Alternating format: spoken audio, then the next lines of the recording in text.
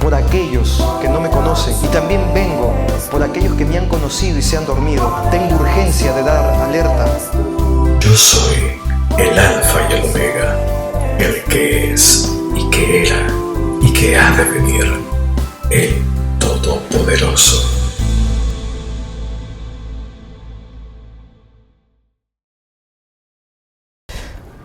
Theodore Roosevelt, el 26º presidente de Estados Unidos, fue fortalecido en su sufrimiento en base a un perenne recuerdo que tuvo de algo que su padre le dijo y que quedó como legado para él.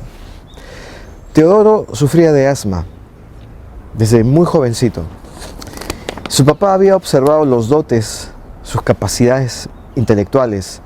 Era sobresaliente en el colegio, en los estudios. Entonces, su papá un día le dijo en una conversación que, como digo, le cambió la vida a Theodore Roosevelt, el 26º presidente de Estados Unidos, repito. Le dijo: tú tienes mente, poder en tu mente. Lo que no tienes es cuerpo, por los problemas asmáticos que además lo mantenían debilitado todo el tiempo. Lo que necesitas es conseguirte un cuerpo. De ahora en adelante, lucha para que tengas el cuerpo que la naturaleza no te dio. Porque solo con tu mente no vas a poder llegar a ninguna parte. En cambio, si te acompaña además tu cuerpo, no habrá lugar en el mundo a donde tú no puedas alcanzar, a donde no puedas llegar. No habrá lugar. Todo lo que tú quieras lo conseguirás si tu mente y tu cuerpo trabajan juntos. Desde ese momento, cuenta Theodore Roosevelt, para sus amigos era simplemente conocido como Teddy. Teddy Roosevelt alguna vez le contó esto a una persona, a un amigo, y este amigo lo escribió en un libro y por eso que ahora lo sabemos. Le contó que su papá le había hablado eso y él empezó a hacer ejercicios, comenzaba a hacer pesas, bolsas de arena, levantaba esto se iba a hacer a los gimnasios, ¿no? Y se fortaleció al punto que consiguió obtener el cuerpo que necesitaba. El asma, con tanto ejercicio, quedó atrás, desapareció de su vida. Entonces,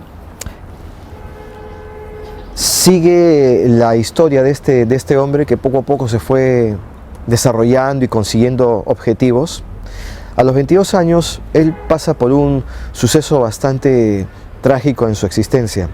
En un mismo día, su mamá y su esposa, joven, porque él tenía 22 años, la esposa no sabemos cuánto tendría, pero tendría que tener más o menos una edad similar, mueren en un mismo día. Su mamá y su esposa. Y como hecho anecdótico, hacía solo 2 días que acababa de dar a luz su esposa. Entonces él se estaba quedando con un pequeñín recién nacido sin la mamá. Eso le marcó su vida para siempre. Eso es lo que cuentan sus amigos. Algunos han comentado que si no hubiera sufrido lo que sufrió, tal vez nunca hubiera llegado a ser el presidente de los Estados Unidos. Theodore Roosevelt, como muchos otros, respondió a las pruebas y al sufrimiento haciéndose más fuerte de lo que hubiera sido si no le hubiera tocado pasar dichas pruebas. Algunos dicen: ay, pero Señor, qué malo que es. Pero si Dios es amor, ¿por qué me pasa esto? Ay, debe ser el diablo que me está atacando, el Señor lo reprenda. Y no es el diablo, sino es Dios, que deja que ocurran cosas solo para que aprendas. Si eres débil, como en el caso de Theodore Roosevelt, débil en el aspecto físico, pero también hay muchos débiles espirituales. Teodoro, él mismo, se fortaleció en su debilidad física. Y hay muchos que tienen debilidad, repito, espiritual, y no se fortalecen. Pero viene su papá y le dice, tú tienes el corazón. Como su papá de Teodoro le dijo, tú tienes la mente, te falta el cuerpo. Dios diría, el papá de ustedes diría, tienes el corazón, pero lo que te falta es el espíritu. Tú quieres que yo todo lo haga por ti. Me dices, ábreme las puertas aquí, allá, bendíceme acá, en lo otro y no sé cuánto. Pablo le decía a Dios, Señor, yo estoy mal, estoy enfermo. ¿Por qué no me curas? ¿Por qué no me sanas? Tú tienes el poder para hacerlo. Y Dios le respondió, bástate con mi gracia, porque yo me fortalezco en tu debilidad. Yo me hago más fuerte en ti, a través de tu debilidad. Ser débil te beneficia. La enseñanza del día de hoy, de vuelta al colegio, es el título. De vuelta al colegio. Porque tenemos que borrar de nuestra mente, desaprender todo lo que hemos aprendido. Estamos acá recién enterándonos de cuál es el plan de Dios con nosotros, con cada uno de nosotros. Recién nos estamos enterando. Ok, entonces, todo lo que hemos aprendido, nada nos sirve. Porque lo que aprendimos en este mundo del diablo viene. Las cosas que aprendimos. Cómo obtener algo, cómo desquitarnos de un rival, cómo desarrollarnos prácticamente en todas las áreas, lo hemos aprendido de nuestros padres, que a su vez lo aprendieron de sus abuelos, pero que finalmente viene de una cultura popular. Y una cultura popular que no tiene presencia en la palabra de Dios, entonces viene del gobernante de este mundo, el diablo. El diablo ha tratado todo este tiempo de instruirnos, entre comillas, de forma tal que no se note que es el diablo, que no se vea que hay mucha maldad en la instrucción, que más bien se note que hay simplemente deseos de superación. Si alguien, como decía hace un momento, te hace algún tipo de mal,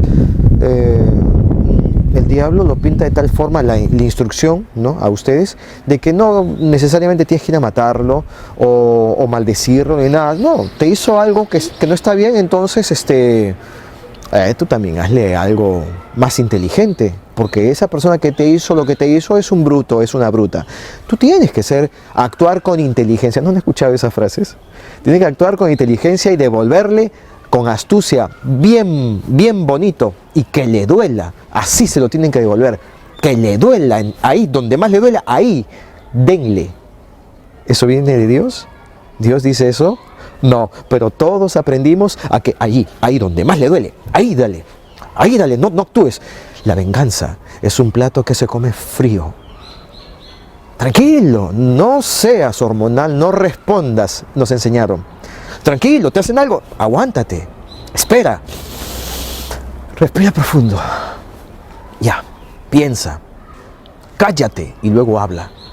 O si no, piensa, no digas nada y actúa después. Prepáralo bien, hazlo mejor y destrózalo o destrózala. Aprendimos eso.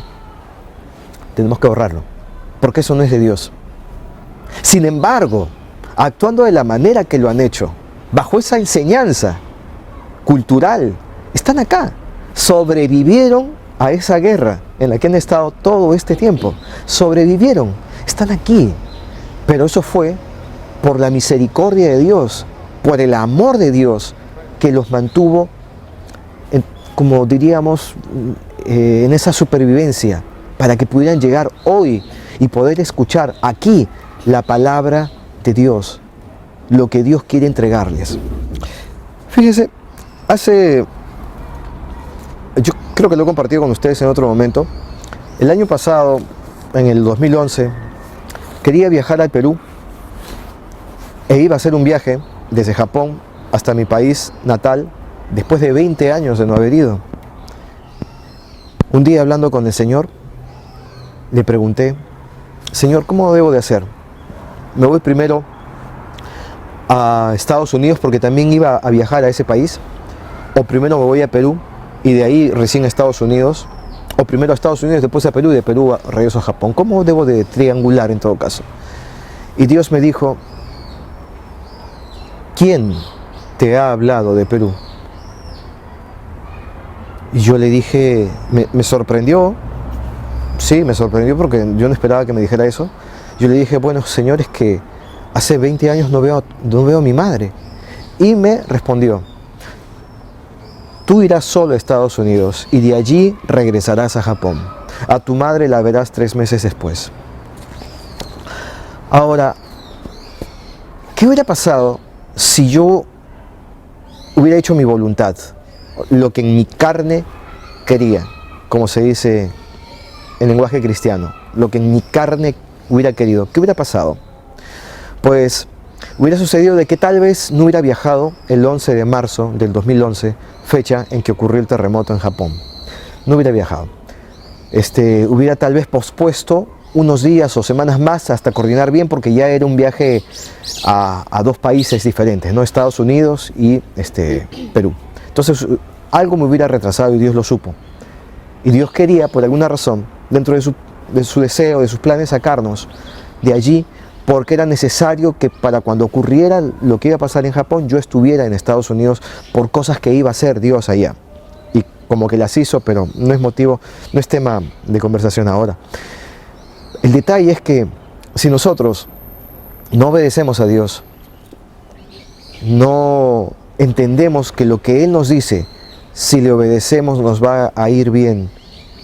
Empezar a, como digo, a desaprender lo aprendido, es decir, a comenzar a usar nuestra obediencia a Dios en lugar de usar nuestra voluntad, nuestro deseo caprichoso, o en todo caso nuestro libre albedrío, porque Dios nos lo dio. Yo podría, con mi libre albedrío, haberme ido a Perú también. Mi madre, cuando yo estaba en Estados Unidos, me dijo, pero hijo, ¿por qué no vienes acá? Si estamos a unas cuantas cuadras, me dijo, estamos cerca, ¿por qué no vienes? Y le respondí, no puedo, no tengo permiso. Y bueno, ¿cuántos de ustedes pueden hacer eso? Cuesta. Es difícil tener la tentación allí tan cerca y no coger esa tentación, no llevar a cabo el deseo. Es difícil. Muchos que nos llamamos cristianos, finalmente, cuando nos encontramos frente a aquello prohibido, aquel árbol prohibido al que no debemos coger ningún fruto, terminamos cogiéndolo. Podría haber ido a Perú, como digo, pero no lo hice. Y Dios dice esto, si en lo poco me eres fiel, yo en lo mucho te voy a poner. Pero no significa, porque además es un proceso, de que como ya no fui a Perú y obedecí, ya pues a la semana o al 1 o 2 meses ya me ponen lo mucho. No es así. Llegaré, supongo yo, con esfuerzo, obedeciendo a Dios, yendo en mi propia contra de mis deseos, llegaré a lo mucho en algún momento. Pero sucede que las personas y los cristianos dicen, pero es que ¿en qué momento me va a poner en lo mucho? Te está poniendo en un, digámoslo así, en lo mucho, en un mucho, te está poniendo así, no sé si vale la expresión, pero entiéndanme, te pone en un mucho inmediato. Claro, tú estás esperando un mucho más alto, ¿no? Pero te pone en un mucho inmediato, que no se nota. Pero si caminas 2 o 3 años de la mano con el Señor y miras hacia atrás en retrospectiva, ¿de dónde estabas y dónde estás? Te vas a dar cuenta que te puso en lo mucho, pero no es el top, o sea, no llegaste todavía a un nivel, depende de ti. Puedes seguir creciendo y creciendo hasta que la muerte te sorprenda en algún momento. Y siempre estuviste en lo mucho. Solo que cuando llegaste no lo notas. Es ir avanzando poco a poco, no se nota. Por eso da la impresión de que, bueno, conmigo el Señor no está cumpliendo. Bueno, mal no me trata, ¿no? Pero no está cumpliendo porque no me ha puesto en lo mucho. O sea, yo podría haber dicho, sí, ya, está bien, yo no viajé a Perú, me aguanté mi deseo, pero a los 2 o 3 meses o al año todavía no me ha puesto en lo mucho, yo sigo ahí, igualito. Pero sí, si yo miro de aquí para atrás, han cambiado muchas cosas. El daño causado por el cigarrillo, nada más que en Estados Unidos causa 400.000 muertes. Y en todo el mundo aproximadamente es como 1 millón de muertes anuales. O sea, cerca de 1,5 millones de personas se mueren por fumar. Pero es que no se mueren de golpe, ¿no? Mueren por cáncer, mueren por dolencias, ¿no? Muy complicadas. Mueren con dolor, valga la redundancia. Entonces no es una muerte fácil. Está ampliamente reconocido que la mejor cura para el dolor causado por el hábito de fumar es simplemente dejar de hacerlo. El fumar es tan solo uno de los muchos hábitos que nos causan dolor y sufrimiento. No podremos vivir sustancialmente libres del sufrimiento hasta que nos reconciliemos con Dios y acatemos sus mandamientos. Hijo mío, dice el Señor, no te olvides de mi ley, y tu corazón guarde mis mandamientos, porque largura de días y años de vida y paz te aumentarán. Proverbios capítulo 3, versículo 1 y 2. Esas son las promesas de Él, de Dios. Y Dios no es hombre para mentir, ni hijo de hombre para arrepentirse de lo que promete. Si nos aferramos de su mano, no lo soltamos, andamos por ese camino complicado, difícil, porque no le fue fácil ni siquiera al Hijo de Dios, a Jesús. Lo vituperaron y lo terminaron matando. A nosotros nos pasará algo similar. Esperemos que no seamos crucificados finalmente, pero a lo largo de nuestro camino nos pueden ir crucificando de otras maneras la gente de este mundo y los mismos cristianos que no van a entendernos. Pero es que nosotros vamos a andar entre caminos complicados, lleno de gente que no cree en el Señor y que creen, y otros que creen de una manera enceguecida, llegando a límites de la religiosidad, o límites fanáticos, o límites de enceguecimiento, como digo, ¿no? Los fariseos modernos, aquellos que se rajan las vestiduras, aquellos que ponen cargas pesadas en los demás, aquellos que siempre andan mirando la paja del ojo ajeno y no observan el tremendo troncazo que tienen en su propio ojo. No, los que viven señalando. Entonces nos vamos a encontrar con esos cristianos que nos van a criticar por lo que hacemos, porque la idea nuestra para poder ser luz para este mundo y sal donde hay sinsabor en este mundo es no necesariamente andar con una crucecita en la mano o con la Biblia, ¿no? Porque llevar la Biblia equivale a que nosotros somos dignos de confianza. Nosotros no necesariamente tenemos que parecer cristianos. No tenemos que llevar una Biblia, ni una cruz, ni hablar incluso con el lenguaje que utilizan los cristianos. Los cristianos tienen una manerita de hablar, ¿no? No, hermano, yo me gozo en el Señor, ¿no? Bueno, no está mal, Dios no se incomoda que hablen de esa forma, ¿no? Nadie se molesta, solo que los que no son cristianos escuchen esa palabra o esas expresiones, porque son muchas. ¿Qué raro este tipo, ¿no? ¿Por qué habla así? Puede ser cristiano sin utilizar las frases cristianas, sin hablar con el lenguaje cristiano. Si queremos ingresar a un mundo donde nosotros vivimos, trabajamos, estudiamos, donde no son cristianos, entonces no podemos generar, digamos, repulsivos, incomodarlos con nuestras maneritas. Podemos ser luz sin que se note que somos cristianos al dejar nuestro lenguaje cristiano, ese lenguaje que usan todos, y comenzar a hablar como siempre, naturalmente, pero tu luz y tu sal, con las cosas que haces y la forma que procedes, empiezas poco a poco a enseñar con tu ejemplo. Algún día te van a preguntar, oye, tú tienes algo diferente, eres especial, no sé, tú siempre me has generado confianza, hay una luz en ti, algo que es agradable de ti. En algún momento te van a decir eso, y allí será la oportunidad de decir, es que soy cristiana, sigo a Cristo, Él es mi maestro, y sus enseñanzas las tengo por obra en mi vida. ¿Quieres que te hable de Él? ¿Quisieras vivir de la misma manera que vivo yo, para que tal vez alguna vez otro note lo mismo que tú has notado en mí? Porque te soy sincera o sincero, vivo en paz, Antes no tenía la paz que refleja mi rostro. Ahora sí tengo paz.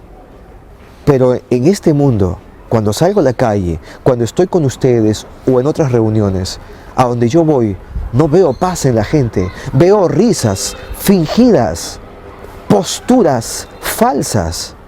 Entro a las redes sociales y encuentro unas sonrisas más o menos así, ¿no? Como si estuvieran felices en la fotografía, como si su vida fuera esa felicidad. Y son hipócritas consigo mismos. Las chicas se van al espejo de los baños, agarran su celular y se hacen una foto, pero de la más sexy, así, de diferentes maneras. Quieren proyectar lo que no son y quieren generar envidia en las mujeres. Y una dirá, sí, es bonita la sonza esa, ¿no? Por ejemplo, sí, pues es que tiene bonitos ojos tiene, pero, y comienzan a encontrarle defectos, o sea, guerritas absurdas entre personas falsas que se engañan a sí mismos y pretenden engañar a los demás. Ese es el mundo, como decía Rubén Blades, un cantante salsero, el mundo de plástico en el que estamos. Hombres de plástico, mujeres de plástico, gente que no son lo que dicen ser o no son lo que se muestran como si fueran. Así es el mundo en el que estamos, y ese mundo sufre, y ese es el mundo hecho por el diablo, la sociedad del diablo.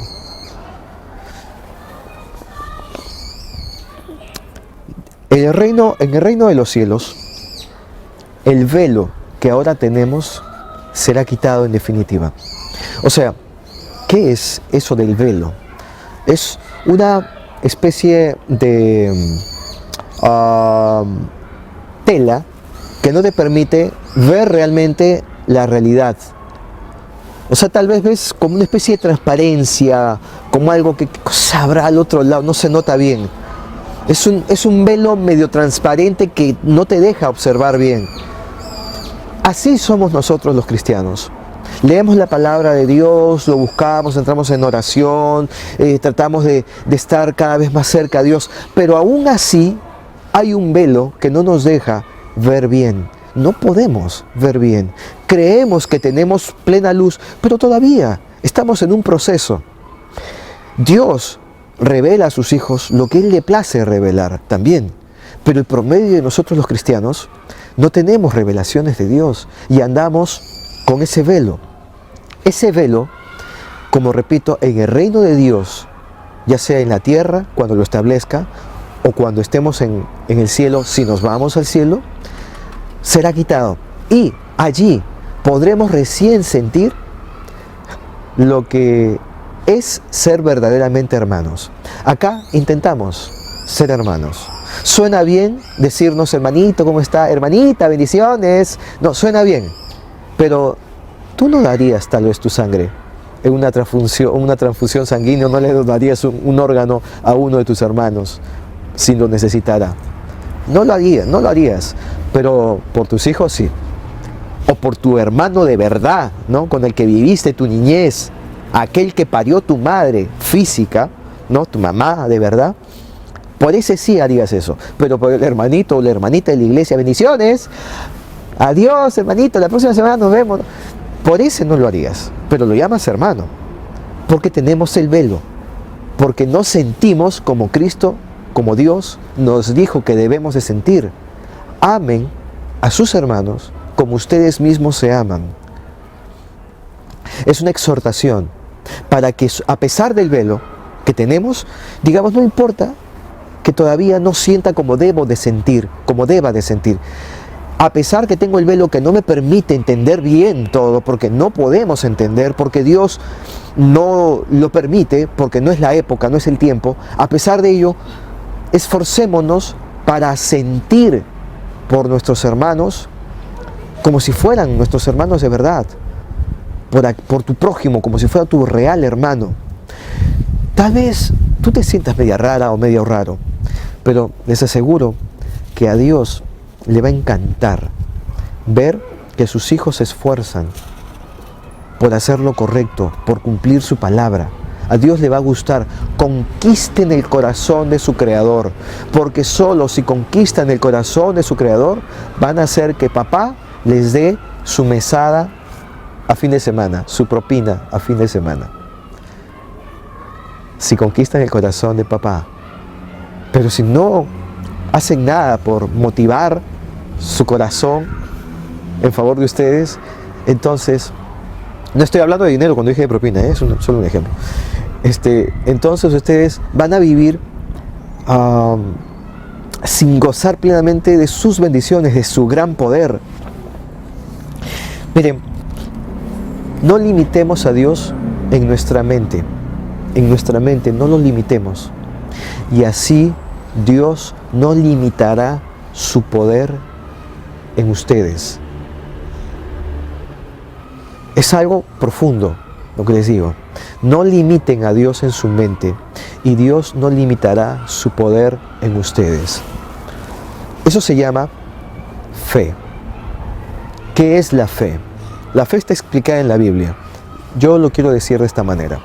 Miren, la fe es actuar de manera ilógica, irracional en un mundo lógico y racional. Irracional. Actuar de manera irracional en un mundo racional. Actuar de manera ilógica en un mundo lógico. Esperar lo improbable cuando todas las apuestas están en contra. Pero tu fe en Dios, claro, no estás deseándole la muerte a alguien, ¿no? Obviamente. Tú tienes fe es por algo bonito, positivo, que a Dios le agrade, ¿no? Porque si no está en su voluntad y lo que tú estás deseando no está bien, entonces no te va a servir de nada tu fe. Y además, para empezar, no tendrías un sentimiento cristiano, que digamos, ¿no? Si es que tú tienes esos deseos, tengo fe de que se muere esa vieja. No, eso no está bien. Entonces, si tienes fe en Dios, Dios te dará conforme a tu fe. Hay muchísimas historias en la Biblia que se habla sobre el tema de la fe. Se hace tanto hincapié en el tema de la fe que debemos de destacar y de observar esto ahora. Dios está en su reino y este lugar donde estamos es su creación. Nosotros somos sus hijos y Dios quiere tratarnos como papá, cariñoso, pero solo recibimos su misericordia. Pocas veces tenemos sus bendiciones y no porque no nos lo merezcamos tal vez. Para Dios de repente hace rato nos quiere bendecir en alguna área, pero no le permitimos porque nuestra mente lo frena. Nuestra mente frena a Dios. La fe obviamente está acá en la mente, no está en el corazón, ay, siento fe. No es acá, es acá. Todo está en la mente, es comunicación, escuchen, entiendan, es comunicación, mente con mente. Mente con mente. Tu Dios y tú, que eres la mente conectada con Dios. Si estás dudando que Dios pueda hacer algo porque tú dices, es que esto es muy complicado.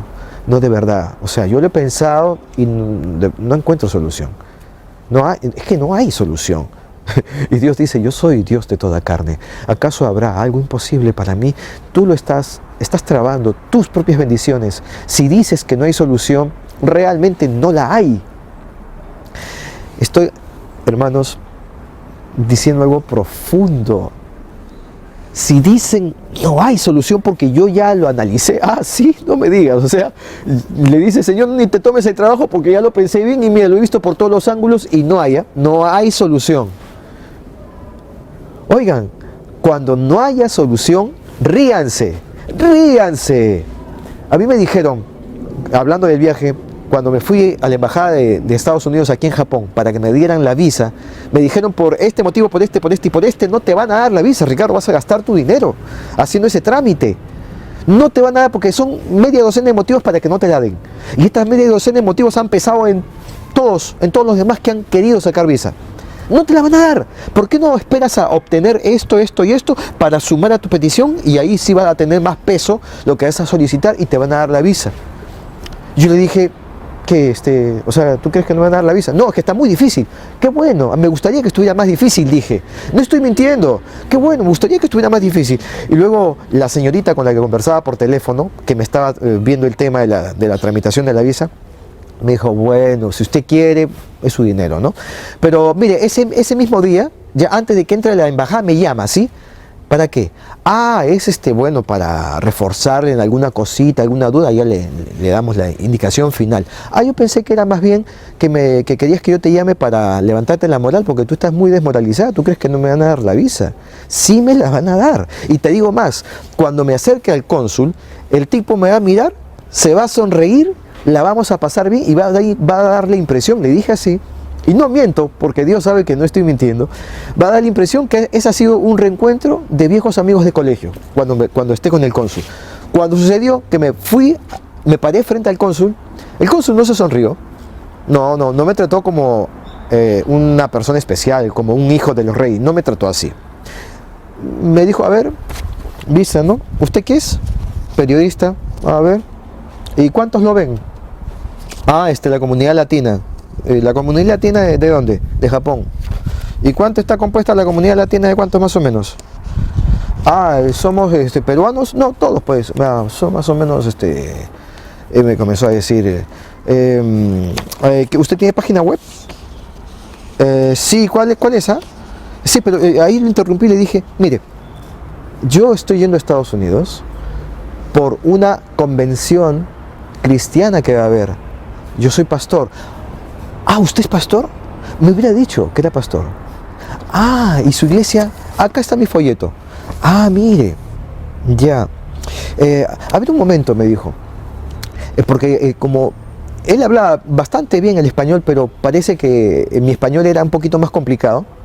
No esperaba encontrarse con alguien que le hablara con algunas expresiones poco usuales y decidió llamar a una intérprete japonesa que hablaba bien el español y el inglés. Entonces la llamó y le dijo que me preguntara por cuánto tiempo quiere estar y la convención cristiana, cómo va a ser, dónde va a ser y esas cosas. Entonces, después de haber conversado a través de la traductora, ella se fue y él ya comenzó a hablar en un lenguaje, bueno, sencillo. Y yo también intenté hablarle de forma sencilla para que nos comprendamos. Lo miró a mi hijo y le dijo, ¿y tú estás estudiando?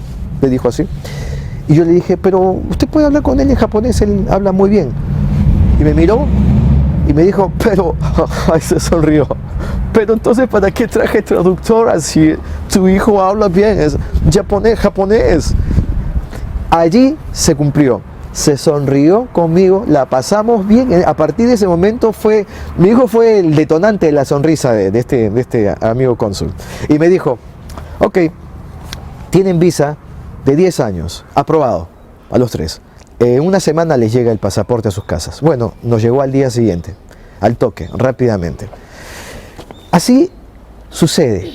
Cuando a ti te dicen que algo no es posible, entonces, si tú tienes fe en Dios y si tu mente no traba tus bendiciones y lo que Dios quiere hacer a través de ti, entonces lo que tú esperas que ocurra, ocurrirá y aún más, mucho más. Estaba detenido en inmigraciones en una época en la que yo no tenía visa y no la tuve por 16 años en Japón. Estando detenido, me hacen una entrevista telefónica y me dice el periodista, Ricardo, entonces, tú, ¿qué estás pensando? ¿Ya vas al Perú? ¿Cómo has planeado tu vida? Yo le dije, no, yo no voy al Perú. Yo me voy a quedar aquí en Japón, pero es que, Ricardo, no hay posibilidades. Tú no te has casado con una japonesa. Tu esposa es igual que tú, no tiene visa. Tu hijo no es japonés.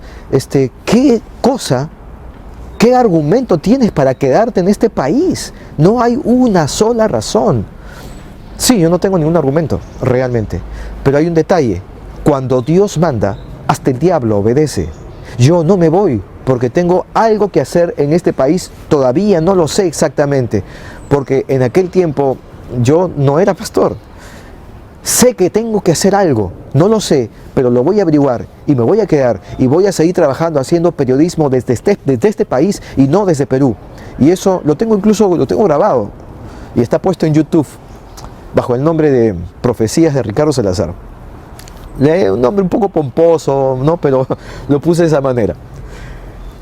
Y así fue, me quedé. Por eso, esto puede ser una historia que ustedes la conocen, pero entiendan de que Dios hace lo que nosotros le permitimos que haga. Él engaña al mundo entero, Satanás, y el mundo entero está bajo el maligno. En Apocalipsis capítulo 12 versículo 9 y en Primera de Juan capítulo 5 19 lo pueden encontrar. Y Pedro, hay algunos versículos que quiero compartir con ustedes. Pedro les advirtió a los cristianos que su adversario, el diablo, como león rugiente, anda alrededor buscando a quien devorar. Esto en Primera de Pedro capítulo 5 versículo 8. Son frases que ustedes ya las conocen, pero es bueno que entendamos cuál es la función de este ser, qué es lo que busca. En la parábola del sembrador y la semilla, Jesús dijo que tan pronto como a muchas personas se les expone el mensaje de Dios, enseguida viene Satanás y quita la palabra que se sembró en sus corazones. Mateo 4:15. Enseguida. Tú vas a ser bendecido, si te coges de la mano del Señor, Él te va a prosperar, vas a llegar finalmente a buen término, tu vida va a ser buena, tú vas a ser un ejemplo para los demás, tu generación, tu familia empezarán a cambiar gracias a ti. Y viene el diablo y te dice, oh, tienes mucha labor, es muy complicado, bástate con que a ti te esté yendo bien, estar pensando en cambiar a tu mamá, a tu papá, que son de determinada religión, ¿no? Que son cabeza dura. No, es mucho trabajo. Y mira, y ese muchacho que no es cristiano, ay, es guapo, ¿sí o no? Es guapo. Esa chica es preciosa. Quédate con ella. Ya te casas con ella y la haces cristiana. El amor lo puede todo. ¿No han escuchado eso? Ya pues. Entonces, comienzan a hacer cosas bonitas, cosas lindas y actúan con cierta sabiduría. Claro, lo que el diablo les va diciendo, o sea, la palabra que entró a sus corazones, él se encarga de sacarla. Bueno, obviamente él no, ¿no? Los demonios, la gente, los tipos, los entes o los seres que tiene a su disposición el diablo, ¿no? Entonces ellos van, pero bueno, generalizando, que lo decimos de esa forma, ¿no? El diablo les quita la palabra sembrada en cada uno de sus corazones. Entendamos que estamos en una lucha desigual y cobarde. Él y sus demonios no se dejan ver. No los vamos a ver. La intención es que no los veamos jamás, para que incluso esto que ahora les estoy diciendo, en algún momento de sus vidas, empiecen a dudarlo y digan, yo nunca he visto un demonio. No sé, y si realmente es solamente la maldad que hay en el mundo y no hay demonios y toda esa historia. No, porque, no sé, me parece demasiado. Diablo, demonios, no sé. Ni creo en los ángeles, ni siquiera. En Dios sí, claro, pero mucha fantasía, mucha cosa. Nosotros vemos como fantasía los ángeles, a los demonios, al diablo, al mismo Dios. Lo vemos como cosas así que pertenecen a un mundo fantástico. Hermanos, Dios es fantástico. Es fantástico. Nosotros somos como... ¿Ustedes se acuerdan cuando vinieron a Japón la primera vez? ¿Se acuerdan? Sí que se acuerdan. Yo, cuando llegué en 1991, el 23 de septiembre, caminaba por la calle y le dije a mi amigo, oye, vi una radio en la vereda, era de día, ¿no? Una radio, mira más allá, parlantes, mira más allá, una lavadora, ¿no funcionará? ¡Wow! Y claro, esas cosas ahora, en esta época de crisis, ya no se ven, ¿ok? O sea, incluso los peruanos, desde hace algunos años atrás, o los latinos, ¿no? Desde hace algunos años atrás, cuando encuentran basura en la calle, Dicen, no, ni lo recoja, porque eso ya ni funciona. Porque antes lo recogíamos y sí funcionaba, y nuestros departamentos lo llenábamos de cosas que funcionaban, y teníamos equipo de sonido, televisor, tremendos televisores, nuestros sofás, nuestras hasta camas levantábamos, DVD láser o discos láser, cosas así de esa época, ¿no? Y todo funcionaba. O sea, los japoneses no votaban porque se malograba, sino lo votaban porque ya querían comprarse un nuevo modelito y no tenían dónde dejarlo en su casa y lo botaban, solamente por eso. Y nosotros estábamos súper happy, los extranjeros, porque nos recogíamos lo que los japoneses botaban. Entonces nos parecía un mundo realmente fantástico, el mundo donde nosotros con el mundo en el que nos encontramos en Japón. Resultó que cuando comenzamos a caminar por las calles de Japón, también veíamos pasar autos fabulosos, espectaculares, y nos impresionamos al ver lo que observábamos. Era impresionante ver la ciudad, ver las maravillas modernas, los edificios y todo eso. Y dijimos, wow, ¿qué lugar es este? Me encanta, es fabuloso.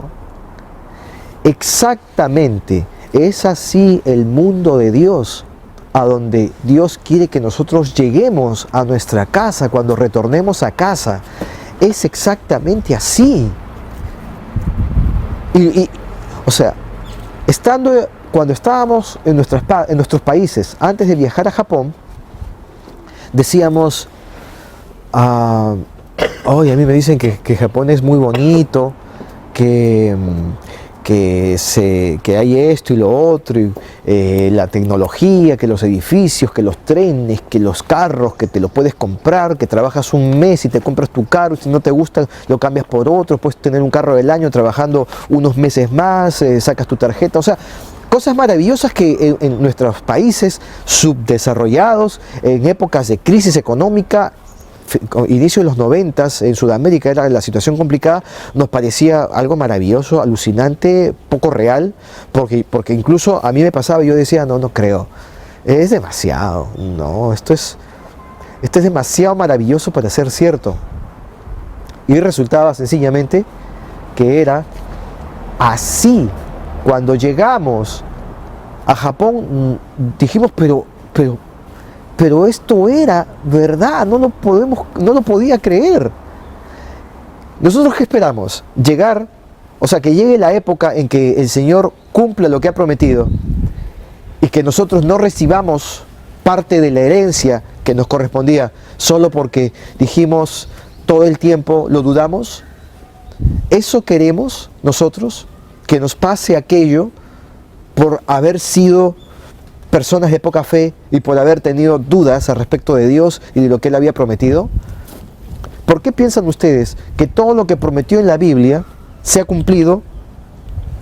Lo que pasó en el Antiguo Testamento, luego en el Nuevo Testamento se ven muchas de las cosas que se habían dicho que iban a pasar y terminaron pasando. ¿Por qué lo que ha dicho Dios, que todavía no se ha cumplido, que sucederá? ¿Por qué creen que eso no sucederá? Si todo lo que está en la Biblia ha ido sucediendo todo el tiempo, ¿por qué no sucederá? Pasará. Estamos a tiempo. Estamos a tiempo. ¿Cómo puede resultar algo bueno del sufrimiento? La mente post-cristiana rechaza el punto de vista bíblico tradicional según el cual la adversidad y el dolor, aunque no son placenteros y no los deseamos, pueden finalmente producir algo bueno. Es más fácil soportar el dolor cuando lo vemos como un desafío que cuando lo vemos como una maldición insoportable, como un castigo. No queremos sufrir demasiado. Queremos la pildorita que nos quita el dolor, nos alivia la incomodidad inmediatamente. Pero cuando Dios trabaja en tu vida, es un trabajo constante, perenne, dura, es un proceso que muchas veces, que siempre duele. El oro para llegar a ser oro, primero es pasado por fuego, porque si no, solo un experto se da cuenta que en esa composición de rocas hay oro que está adherido ese oro a otras rocas o a otros metales que no son preciosos. Entonces, para que salga oro, el oro tiene que primero ser pasado por fuego. Y claro que quema, y claro que duele, pero finalmente ves el brillo del oro y después dices, valió la pena. Eso es lo que tenemos que hacer nosotros, con nosotros mismos. Es complicado, pero vamos, ¿cuántos años más tienes que vivir en la tierra? ¿Cuántos años más? ¿80 años a lo mucho? ¿60? Mucho menos, incluso hay gente que se va muy rápido de este mundo. Entonces, si no son muchos años los que vamos a estar acá, porque hay una eternidad que nos espera, eternidad. Dios crea hijos, Dios crea seres eternos. Por ejemplo, si uno quiere comprar un producto, no sé, algo tecnológico, de la misma marca, digamos Sony, una cámara o, no sé, un equipo de música, un equipo de audio, Sony. Uno voltea el aparato y trata de observar dónde ha sido hecho. En algunos dicen Made in Corea, Made in Thailand, en otros dicen Made in Japan. Y los que dicen Made in Japan cuestan más, son los más caros. Incluso los mismos vendedores te destacan. Sí, claro, pero este es japonés, esto es hecho acá en Japón. Y tú decides pagar un poco más porque es un producto japonés, porque el producto japonés tiene garantía. Yo les garantizo que lo que Dios crea es eterno, no tiene caducidad. Bueno, ni tendré que garantizarlo porque eso está en la Biblia. Pero se han puesto a pensar entonces, bajo la situación de que no caducan jamás como seres existentes, ¿dónde van a pasar su eternidad? ¿Es en el cielo o en el infierno? Porque sin Dios no hay cielo. Sin Dios hay infierno. ¿Dónde vamos a pasar la eternidad? Dice Romanos 8:18, pues tengo por cierto que las aflicciones del tiempo presente no son comparables con la gloria venidera que en nosotros ha de manifestarse. Lo que les estoy diciendo hace un momento sobre hacia dónde nos vamos a ir, hacia el cielo o hacia el infierno. Porque si tenemos que vivir una vida de ciertos sacrificios en este mundo, no dura mucho, como repito, a lo mucho son 80 años, pero de verdad 80 años se pasan volando. Mucha gente no dura ni siquiera hasta los 80 años. La vida se acaba así, en un santiamén. Se va. Entonces, si vamos a invertir nuestro tiempo, el corto tiempo que tenemos aquí en este mundo, ¿por qué no lo invertimos en algo que sirva para la eternidad? ¿Cuál es? Llevar la palabra de Dios y esforzarnos para comportarnos como hijos de Dios. No puedes pretender entrar al cielo sucio.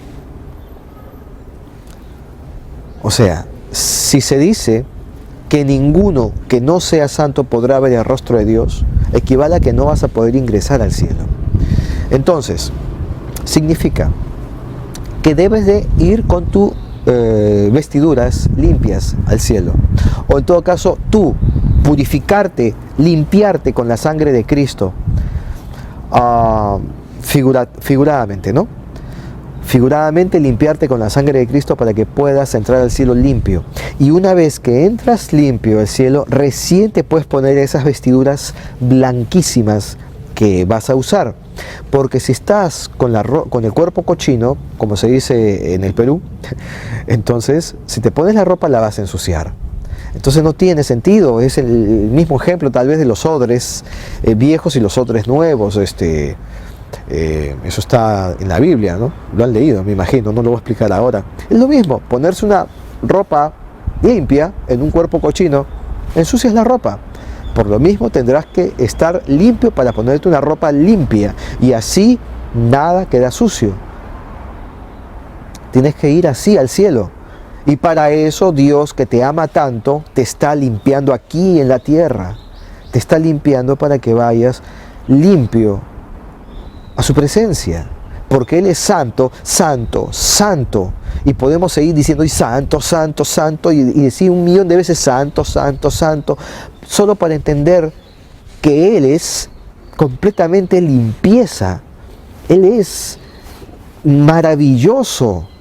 Dios dice, yo tengo un mundo maravilloso que ustedes no tienen ni remota idea. Se los quiero ofrecer porque son mis hijos. Pero ustedes no quieren venir, diciendo que quieren venir, finalmente no vienen, porque lo que hacen con una mano la borran con la otra. Es decir, de corazón me alaban, de boca me alaban, pero su corazón está distante de mí, porque con sus hechos demuestran que no son mis hijos, porque por el árbol se conoce, por los frutos, estoy al revés hace rato, por los frutos se conoce al árbol. Un árbol que no da buenos frutos, entonces no es un árbol cristiano. Seamos árboles cristianos, ¿ok, hermanos? Seamos buenos árboles que den buenos frutos, porque el árbol que no es bueno será echado, será cortado y se usará para que dé calor. Se lo llevará a las chimeneas, ¿no? Se convertirá en fuego. Estoy hablando del infierno. ¿Se dan cuenta? El Señor todo el tiempo habla del infierno en la Biblia. El propósito fundamental del dolor. Se los digo con el siguiente ejemplo. El doctor Brown ha trabajado durante varios años tratando a pacientes leprosos en la India y en América. Después de años de labor, ha llegado a conclusiones asombrosas en cuanto a la patología de la lepra. La víctima de la lepra generalmente tiene que afrontar el hecho de que sus extremidades, dedos, uñas, pies y aún la nariz y las orejas se deterioran hasta el punto que se descomponen completamente y se caen. Pero nadie había podido saber por qué ocurría esto antes de las investigaciones del doctor Brown. Los médicos simplemente suponían que los leprosos tenían la maldición de tener una carne deficiente. El doctor Brown descubrió que el problema radica en el bacilo de la lepra, que ataca los nervios de diferentes partes del cuerpo y desencadena un proceso degenerativo que finalmente conduce a la muerte de los nervios. Cuando esto ocurre, si el paciente se hiere o aún se quema, una parte de su cuerpo que está afectada por este bacilo no siente ningún dolor. Como no siente dolor, continúa usando esa parte de su cuerpo, y el uso repetido de la parte afectada agrava aún más el daño tisular. Finalmente el tejido se daña tanto que la carne se muere y después se desprende. El doctor Brown empezó a tratar las heridas de los leprosos protegiéndolas algunas veces con yeso. Con frecuencia las heridas sanaban y ya no presentaban mayores problemas. La carne que era protegida sanaba, aunque la persona leprosa nunca volvía a tener sensibilidad en la zona. Él concluyó que el dolor es un regalo de Dios que nos advierte de que algo anda mal. ¿Lo pueden entender? Por eso sufrimos, por eso nos duelen ciertas cosas, por eso nos va simplemente a veces mal y decimos, pero ¿por qué el Señor está castigándonos de esta manera? Y simplemente es el trabajo de Dios, porque Dios, a quien ama, reprende, hasta azota al que ama, lo educa para que sea el hijo que Él quiere que sea. Por eso, todas estas cosas, incluyendo el dolor, es necesario para aprender. Con esto quiero terminar diciendo que hace poco, en un próximo viaje que estoy por hacer a un país asiático, le dije al Señor, ¿y qué encontraría allí? Y me dijo, si te lo digo, no aprenderás. Pero ve y predica el evangelio de arrepentimiento. Diles que sin mí solo hay infierno. Y yo me quedé con las ganas de saber, ¿no?, de qué se trataba, pero me dijo, y reitero, si te lo digo, no aprenderás. Dios lo que quiere es que aprendamos de Él y desaprendamos todo lo que en el mundo conocimos, toda la herencia cultural, todo lo que viene del diablo. Desaprendamos todo aquello que de nada nos sirve. Con las justas hemos llegado gateando ya sin fuerzas hasta la iglesia, figuradamente, para tener en esta época la oportunidad de entender por qué razón es que, a pesar de haber vivido, como decía al principio, una guerra, no morí y estoy acá ahora para comprender recién de que lo que tengo que hacer es borrar de mi mente todo lo que aprendí y empezar a aprender de nuevo. Vivamos esta nueva experiencia de nacer otra vez y de tener a un Padre generosísimo y amorosísimo que está en los cielos, que nos ama, que nos ha legado su palabra para que podamos retornar a casa, lugar de donde nosotros alguna vez salimos y que tenemos que regresar. Porque Jesús está ahí pendiente de cada uno de ustedes, a la puerta. Él está allí esperando que le abran su corazón, la puerta de su corazón. Él no va a entrar como lo hace el diablo, a robar y a destruir. Él espera educadamente en la puerta de tu corazón, te está esperando para ingresar. Les aseguro que el cristianismo no es un mundo maravilloso de solo felicidad. Hay también, lo que he dicho aquí, dolor, pero vale el esfuerzo. Si no, pregúntenles a las mamás si no volvería a pasar por el mismo dolor para traer a su hijo al mundo. Lo haría 1000 veces más. Volvería a pasar por ese mismo dolor. Y yo les digo, sin haber sido jamás mamá, que cuando estén en el reino de los cielos y estén viviendo la eternidad, ni siquiera se van a acordar de este cortísimo paso que tuvieron aquí en la tierra. Ni siquiera se van a olvidar que alguna vez vinieron a la tierra. Pero sí les puedo decir de que el espacio de tiempo que estuvimos en la tierra, en una futura o supuesta conversación desde la eternidad, diríamos, francamente, ya ni me acuerdo, pero sí creo que me trataron mal por ser cristiano algunas veces. Me señalaron, me llamaron así y así, pero yo seguí adelante. Total, al último, valió el esfuerzo, porque casi ya ni me acuerdo esos sufrimientos. Ya ni me acuerdo. Ahora todo es felicidad, todo es paz, todo es alegría. Valió la pena el dolor.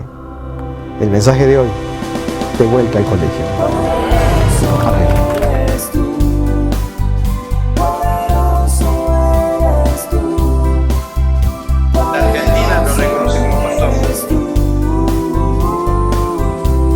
Yo vengo pronto, yo vengo por aquellos que no me conocen y también vengo por aquellos que me han conocido y se han dormido. Tengo urgencia de dar alerta.